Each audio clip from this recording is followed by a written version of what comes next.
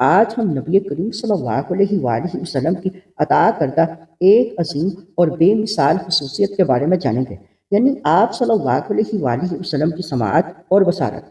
حدیث مبارک پڑھنے سے پہلے ایک چھوٹی سی گزارش، اگر آپ نے ابھی تک ہمارا چینل سبسکرائب نہیں کیا تو ابھی کر لیں تاکہ روزانہ ایمان تازہ کرنے والی احادیث آپ تک پہنچتی رہیں۔ بسم اللہ الرحمن الرحیم۔ آج کی حدیث مبارک آسمان کی کیفیت اور حضور صلی اللہ علیہ وآلہ وسلم کی سماعت۔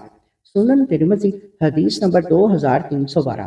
حضرت ابو ذر غفاری رضی اللہ تعالیٰ عنہ سے روایت ہے کہ نبی غیب داں صلی اللہ علیہ وآلہ وسلم نے فرمایا، میں وہ دیکھتا ہوں جو تمہیں دکھائی نہیں دیتا، اور وہ کچھ سنتا ہوں جو تم نہیں سنتے۔ آسمان آواز نکالتا ہے اور اس کو لائق ہے کہ وہ آواز نکالے۔ آسمان میں 4 انگلیوں کے برابر بھی ایسی جگہ نہیں جہاں کوئی فرشتہ سجدہ ریز نہ ہو۔ السلام علیکم ورحمۃ اللہ وبرکاتہ۔ پیارے اسلامی بھائیوں اور بہنوں، آج ہم نبی کریم صلی اللہ علیہ وآلہ وسلم کی عطا کردہ ایک عظیم اور بے مثال خصوصیت کے بارے میں جانیں گے، یعنی آپ صلی اللہ علیہ وآلہ وسلم کی سماعت اور بصارت۔ اللہ تعالیٰ نے اپنے محبوب نبی حضرت محمد مصطفیٰ صلی اللہ علیہ وآلہ وسلم کو بے شمار خصوصیات عطا فرمائی۔ آپ صلی اللہ علیہ وآلہ وسلم نے خود اپنی ایک خصوصیت بیان فرماتے ہوئے ارشاد فرمایا کہ میں وہ دیکھتا ہوں جو تم نہیں دیکھتے، اور میں وہ سنتا ہوں جو تم نہیں سنتے۔ یہ اللہ تعالیٰ کی عطا کردہ خصوصی شان ہے۔ انسان کی نگاہ اور سماعت محدود ہے، لیکن اللہ تعالیٰ اپنے محبوب بندوں کو اپنی قدرت سے ایسی چیزوں کا ادراک عطا فرماتا ہے جو عام انسانوں کی پہنچ سے باہر ہوتی ہے۔